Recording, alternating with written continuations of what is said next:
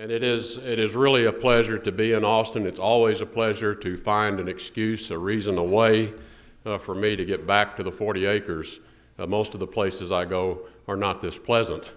And it is indeed, brings back lots of memories to be in the shadows of DKR Memorial Stadium, where I, along with my sister and brother-in-law who were introduced, and some others who are here, I know Art Graff came by and said hello to me, spent hundreds of hours on that field as members of the Longhorn Band, practicing, rehearsing, and then enjoying game day. So this is truly a special occasion for me to come back, and a delight to be with you. As your conference title suggests, innovation creates opportunity. Innovation itself, however, is powered by investment, which must be supported by a strong business climate based on sound and forward-looking policy.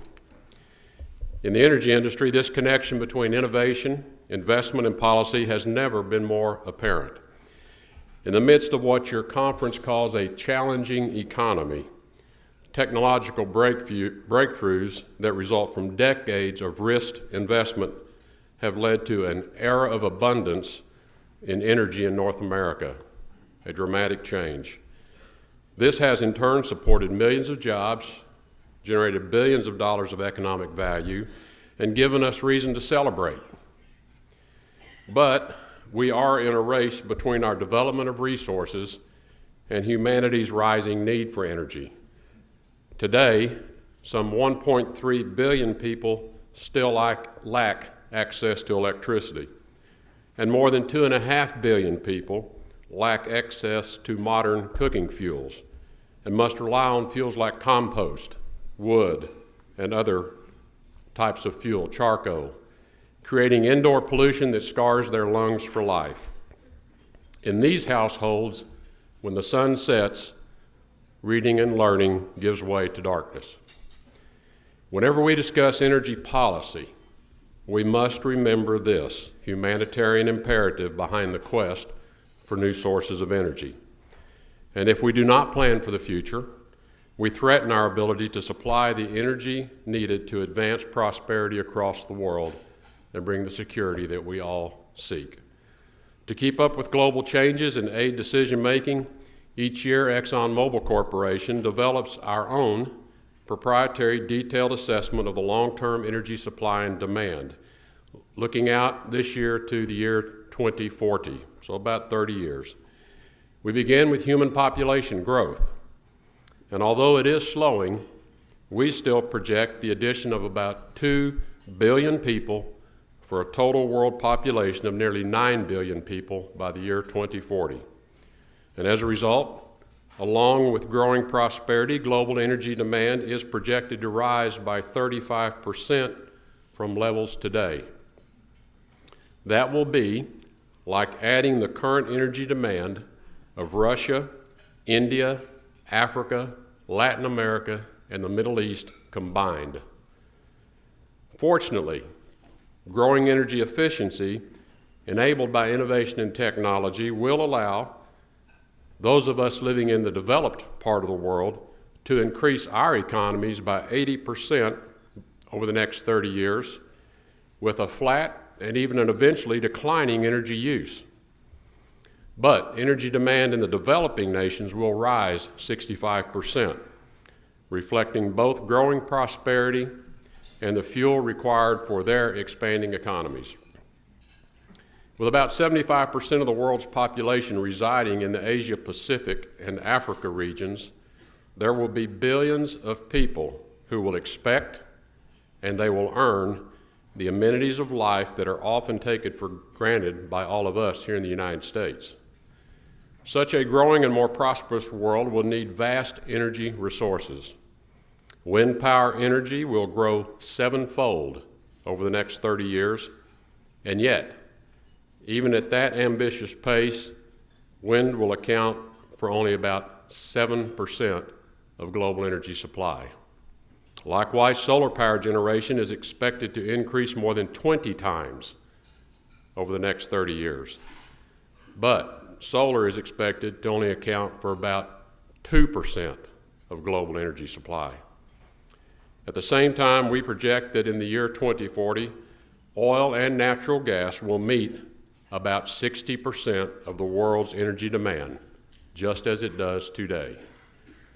While oil will remain the world's #1 fuel because of its unmatched qualities for use as a transportation fuel, natural gas will surpass coal and become the world's #2 fuel source. In fact, we expect the world's demand for natural gas to increase by about 65%, with gas satisfying more than 25% of the world's energy needs. About half of the growth in global gas demand is likely to be in Asia Pacific, where the region's economy is expected to triple over the next 3 decades. And across the world, increasing use of natural gas in power generation, which does emit up to 60% less CO2 than coal when used for electricity generation, is one of the most obvious routes to reliable electricity supplies with lower emissions and cleaner air. Now, stepping back from the numbers, we note that we also face an energy paradox. Thanks to technology, we are becoming ever more efficient in our use of energy. But also thanks to technology, with the rise of advanced computing, improved transportation, robust communications, cutting-edge medical research, and other modern advances, we will need to develop energy sources that are abundant, affordable, and reliable as we've never had to do before. In short, we'll need it all. We'll need the wind, the coal, the solar, the hydroelectric, the nuclear, but we will also need oil and natural gas to continue to shoulder the vast majority of energy needs and to support the often intermittent contributions of renewable energy. In facing this paradox, ExxonMobil does bring a proud history of innovation and invention. Thanks to innovations in our core oil and gas business, an energy transformation is now underway in North America, the dimensions of which are still unfolding. When I graduated from the College of Engineering in 1975, the price of oil, using Brent as the marker crude, was $12 a barrel. That same year, the U.S. Geological Survey estimated the remaining global endowment of crude oil to be 2 trillion barrels. If you fast forward to the year 2000, 25 years, price of crude oil is now $29 a barrel. Did not even keep up with the rate of inflation. But the USGS's estimate of the global endowment is now 3 trillion barrels, and that's after we depleted 25 years' worth of it, consuming it. Today, with a year-end Brent price of $112 a barrel, the USGS best estimate is 4 trillion barrels of oil. So we have doubled the world's endowment of crude oil since 1975, in spite of producing it at a rate of 36 billion barrels a year. Many of us can remember the debates of peak oil theorists. I used to debate them a lot and was on panels with them a lot. Their forecast was we had peaked, oil production had peaked, the inevitable decline of a depleting resource, which oil is a depleting resource. We cannot go out and create it. That decline would leave us with massive supply shortages by the year 2020. Obviously, a lot has changed. The difficulty we all share as forecasters, ExxonMobil, myself, or anyone who tries to predict the future, is we have never been very good at anticipating and predicting the impact of technology. In the United States in the last 4 years, we have seen extraordinary growth in the production of liquids, such as crude oil and natural gas liquids. And this has led to a global shift of more than 3 million barrels a day. If you look back to 2008 to the end of 2012, over that period of time, because of this increase in oil production here in the U.S. and natural gas liquids, we have reduced our imports of crude oil by 1 million barrels a day. We have reduced our imports of fuels, gasoline and diesel, by 1 million barrels a day. And we are now exporting almost 1.3 million barrels a day of gasoline and diesel, leading to a net balance of trade reduction of over 3 million barrels a day on a base consumption of just under 19 million barrels a day, just since 2008. And obviously, the capacity to do more is in front of us. Sources of oil and natural gas, once dismissed as uneconomic or inaccessible, are rapidly becoming reliable, affordable, and environmentally responsible contributors to the global energy portfolio. As a result, North America is not only a center of global demand, but it is now emerging as a center of global supply. In the Canadian oil sands, we are finding safe and environmentally responsible ways to develop approximately 170 billion recoverable barrels. That would place that resource third in size only to all of the resources in Saudi Arabia and Venezuela, and enough energy to fuel today's North American vehicle fleet for 35 years. Advances in horizontal drilling and hydraulic fracturing technology have also unlocked the potential for recovering enough natural gas to help power the U.S. and the Canadian economies for almost the next 100 years. And again, thanks to technology, we expect North American and global production from deep water provinces to more than double over the next 30 years. The United States also stands to gain from continued reduction in energy consumption, largely because of ongoing efficiency gains. In fact, over the next 30 years, energy usage in the United States, which will be second to China, will drop by 5%, even as U.S. population grows and our economy more than doubles. Innovation and investment to unlock these new resources are already generating powerful economic and social effects. The IHS CERA Group reports that unconventional oil and gas development has created 576,000 jobs in Texas alone, with about 1 million direct and indirect jobs predicted by 2020. You might also be pleased to hear that this growing sector in Texas generated $22 billion in new government revenue last year, about half of which goes to Texas state and local governments and the Texas Permanent University Fund. Public employees also benefit. The American Petroleum Institute reports in a study they conducted that when many of the largest public employee pension plans were examined, these are the plans for teachers, firefighters, police officers, it was found that oil and natural gas stocks, which on average made up less than 5% of these funds' holdings, contributed as much as 15% to their total gains from 2005 to 2009.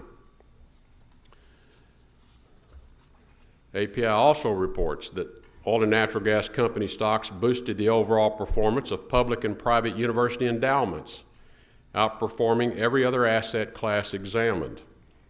The 11.5% return on these stocks between 2001 and 2011 was 326% higher than the average annual return on all U.S. stocks over the same 10-year period. In 2011, the oil and gas industry generated more than $500 billion of investment in the United States in the form of capital, wages, and dividends. That was our own version of the stimulus. Across the country, oil and natural gas companies currently support 9.2 million American jobs and could support another 1.4 million jobs by the year 2030. And you can see the difference on the ground. There's a new vibrancy in communities in South Texas, West Texas, North Dakota, Pennsylvania. Thanks to innovation, the world has enough available natural gas supplies to meet more than 2 centuries of current demand globally. The North American energy transformation is also powering an American manufacturing renaissance. A recent IHS Global Insight study reports that lower natural gas costs were cutting manufacturing costs as well as heating and electricity prices by an average of 10%. Natural gas is helping revitalize America's steel industry, which will contribute to a rebuilding of our nation's infrastructure and auto manufacturing. It is reinvigorating America's petrochemical industry, which will help us develop advanced plastics and high export value consumer goods. And new supplies of natural gas are helping American heavy vehicle manufacturers, from building bulldozers to farm equipment to large earth-moving equipment. Innovation on such a scale is about more than economics. The results also are helping this country meet shared environmental goals. The U.S. Energy Information Administration has estimated that the energy-related U.S. carbon dioxide emissions, the largest share of which comes from electric power generation, had fallen to their lowest level in more than 15 years. We serve about 50 million additional U.S. energy consumers than we did in 1995, with about a 50% larger economy than we had in 1995, and yet our CO2 emissions are close to what they were in 1995. This remarkable change did not come about because of a new law or regulation. It largely came about because of continuing advances in energy efficiency practices and technologies across all sectors of the U.S. economy, as well as a significant recent shift by power generators from coal to cleaner burning natural gas. Such economic, social, and environmental benefits can only come about because of innovation. The benefits of innovation to the economy and to our society rest on a continuous stream of investment based upon business confidence. To sustain such innovation and deliver growing supplies at the pace the world requires, the International Energy Agency estimates that the energy industry will need to invest about $37 trillion in energy supply infrastructure between now and the year 2035. That's $1.6 trillion a year of investment that will be sourced from my industry. Not only is such an immense amount of capital needed, it will have to be patient capital. Energy projects are the ultimate long-term investment. The spending patterns are long, the investments have long timelines before the first dollar of revenue is realized, the payouts are long, and the depletion cycle is long. Oftentimes 75 years or longer, requiring reinvestment all along the way. For such long-term investment strategies to pay off, business and government must each know their roles, and each must fulfill their respective duties. Now let me start by discussing the responsibilities of a modern energy company. Our duty, to put it quite plainly, is to provide the fuels and products consumers and the economy, both industrial users and individuals, need to carry out their daily activities. It also is to do that in a way that upholds the high standards of operational integrity. It is not enough to state a goal of operational integrity and safe operations. We must establish the management systems to turn those goals into measurable actions that build a culture of accountability and of true safety performance improvement. We are relentlessly pursuing safety and mitigating the impact of our footprint because these are the right things to do. They're right for society, they're right for our business. Our investors demand it of us, the public expects it of us, and we intend to deliver to their expectations.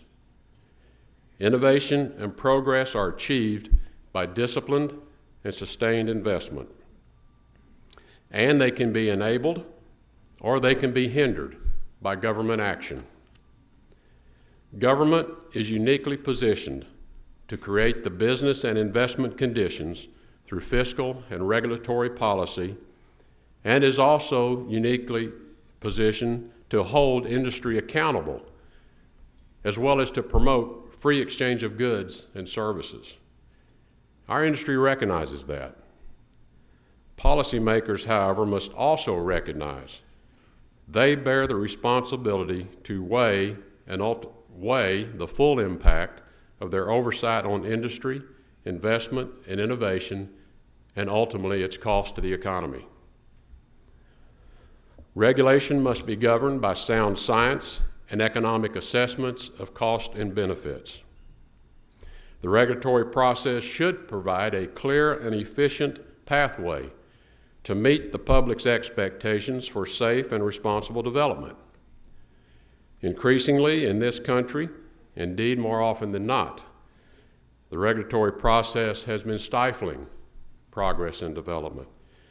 It has become overly complex, a series of do-loops, reworks, send-backs, go back to go, restudy it, oftentimes taking years to acquire a permit at a cost of millions of dollars, only then to have the permit challenged in the courts by either the recipient of the permit or the agency issuing the permit, where years are spent defending the issuance of the permit. This has to be addressed. If we do not reduce the complexities and the timelines required in our regulatory process, we will become known as the land of 1,000 no's. No, you cannot do that. And development and progress will stall and be stifled. I am convinced, though, with determinations based on sound science and prudent cost-benefit assessments, our governments should be confident to proceed to facilitate responsible development. The process should recognize and can recognize breakthroughs in technology and allow the industry to move on down the road and access resources needed to supply our energy needs and apply safe and innovative practices, as well as facilitate the infrastructure that is necessary to deliver that energy to the consumers. Energy is the key to social and economic progress. It's the lifeblood of modernity. The energy successes of today are the results of sustained and disciplined investment made possible by public policies that support the rule of law, strong capital markets, open competition, and sound regulation. We know how to do this. We used to do it quite well. We will need such policies to support the era of abundance in energy. Policies that recognize that innovative technologies are our best hope for expanding supplies of energy, increasing efficiency, and protecting the environment. To live up to this potential of this new era of energy abundance, we will need leaders in corporations, within the halls of government, and within academia to grapple openly and honestly on questions of energy policy. In short, we will need to approach energy issues with intellectual integrity. When it comes to the broader future of all business, we also need to reaffirm the importance of personal integrity. In recent years, we've been reminded of the cost when leaders fail to uphold the highest standards of personal and intellectual integrity. We've all seen the crisis and felt the crisis in the banking industry, financial services, in government, and yes, unfortunately, in the energy industry, which have been caused by a lack of integrity. Crises that have cost billions, have harmed lives, and undermined confidence in the economy. Integrity is a personal commitment, reinforced by a culture, exemplified by leaders. It has been my experience throughout my career that corporate leaders who place the value of integrity before any business priority are also those who in the long run enjoy the greatest business success. It is for this reason that I know as your students leave this campus to start great business careers of their own, whether in finance, marketing, accounting, or manufacturing, the ethical principles instilled in them here at the McCombs Business School will serve them well throughout their careers. Leadership with integrity is a high calling, one that allows us to meet the challenges of the future by inspiring those we lead and those we serve.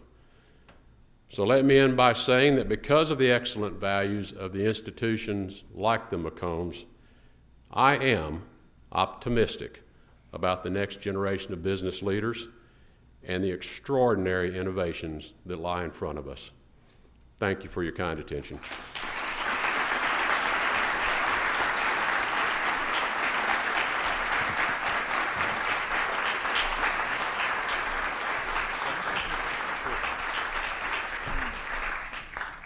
And I would be happy to take some of your questions. I'll let the dean or someone put the high sign up when I need to stop.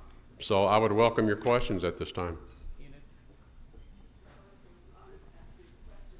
Hold on, there's a microphone right behind you. As the leader of the now regained position from Apple as the greatest capitalization in the market, with all the responsibilities that has, I'd like to ask you, as the leader of ExxonMobil, what do you see in the talent pool of our coming graduates? Are you concerned with their abilities and aptitude in math, science that we hear so much about here in the United States? Well, you've touched on what I think, when one thinks about the innovation technology space, which is so crucial, it really underpins all of American competitiveness globally. That is, I think, the biggest challenge that this nation faces is the quality of our education system. And it's not, I'm not talking about university level, our problems are enormous in the K through 12 level of just preparing young people, even if they're not going to be engineers or scientists or doctors, preparing them to enter this workforce, which today has advanced in so many ways in how technology is a part of even the assembly line worker. There's almost no job that exists today that doesn't require you to have some fundamental level of understanding of math and science. So whether you're going to be an assembly line worker or you're going to be a neurosurgeon, you've got to come out of that K through 12 process with the fundamentals of competency. We are extremely concerned. As a corporation and as a business community, we're extremely concerned. I'm currently chairing the Business Roundtable's Task Force on Education and Workforce. And we are meeting with a lot of very innovative thought leaders. But everyone I have met with who are expert in this field, and I listen to everything they say, and everybody's got a lot of ideas, but the common denominator in all of those conversations is one thing.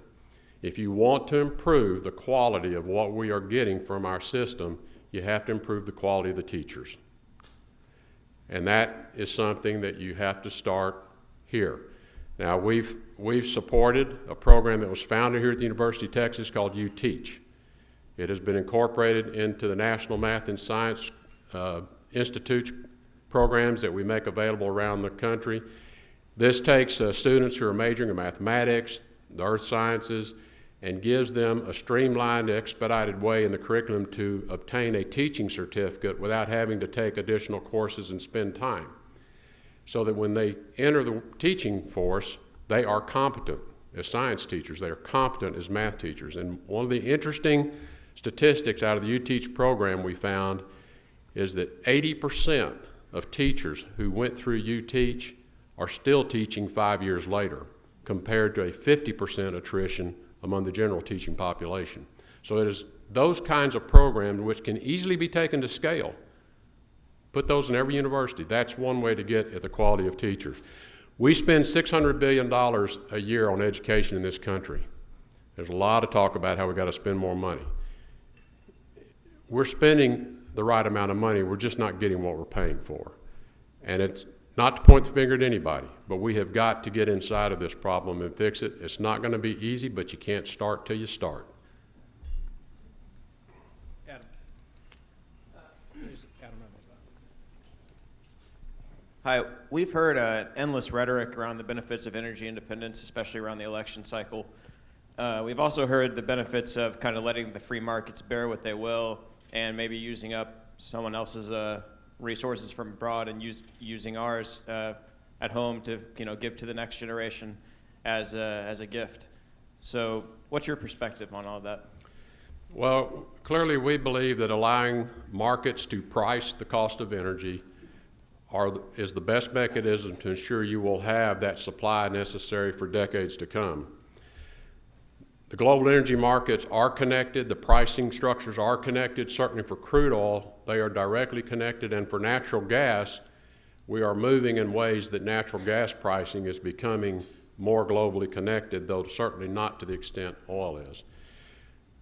So anytime you take a piece of supply and you decide, I'm going to withdraw it from the market, you have interfered.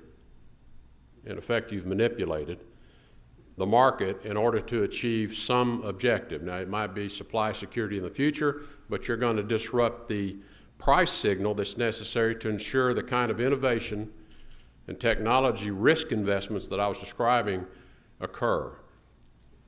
Investors who are willing to take that risk have to see how's the market look? What do we think the supply-demand balances are going to be, and what are people going to be willing to price this product at? So, we are strong proponents of free and open markets. We're strong proponents of allowing innovation and technology to come to bear on the problem. That's how we got from 2 trillion barrels of oil in the resource endowment to 4. It wasn't that Mother Nature made more oil. Oil in the ground takes hundreds of millions of years to manufacture. What changed is innovation and technology brought resources into the commercial window. And if you don't have that kind of incentive of investors knowing that I can take this product and I can find the best market for my product, they will not take that risk. So wherever the barrels come from, when you burn it in your automobile or you put it in a gas-fired generator, molecule is a molecule, and the economic value created from the other side of burning that molecule is the same. It doesn't matter whether it's a Saudi barrel, a Canadian barrel, a U.S. barrel, or a Venezuelan barrel. It's all about acquiring supplies at an affordable, reliable level, putting them into the economic system, and generating something of value. I have time for one more question. I saw him first, so let's go back in the back.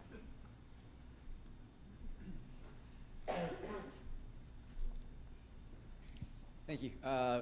Just thanks again for coming and speaking to us. Just a quick question. How does a company as globally integrated as Exxon, trying to make a business plan out 30 years, take into account governmental risk of all the different regions of the world that you rely on for that business plan?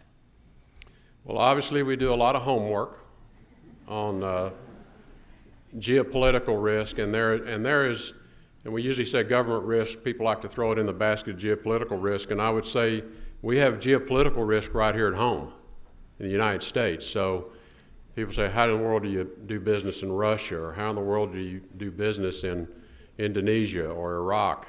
And I tell them, well, some days it's easier than doing business here. So there's,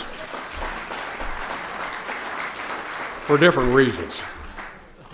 So we do a complete assessment on it, and maybe the way to talk about it is when we decide to enter a country that we've not been in, a new entry, we do a very thorough assessment of the history of that country, its culture, its geopolitical issues, its social issues. So what kind of an environment on the ground are we going to deal with from a stability, a security standpoint?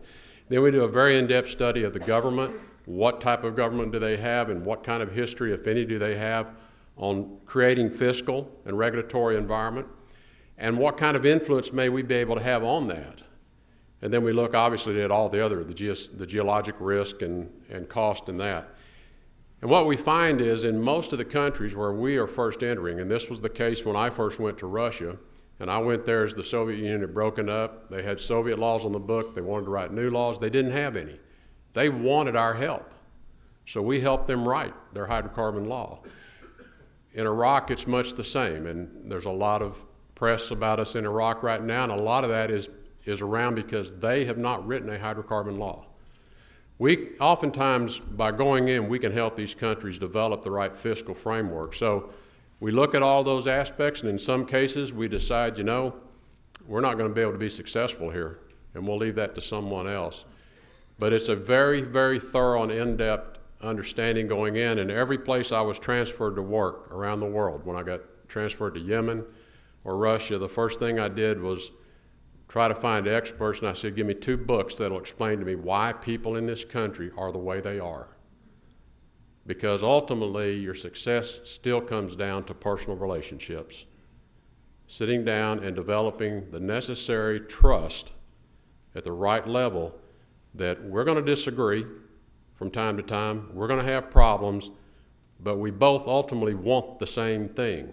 and in our case, it's we want the development of the natural resources. They will benefit the country, they will benefit my shareholders, they will benefit the energy supply of the world.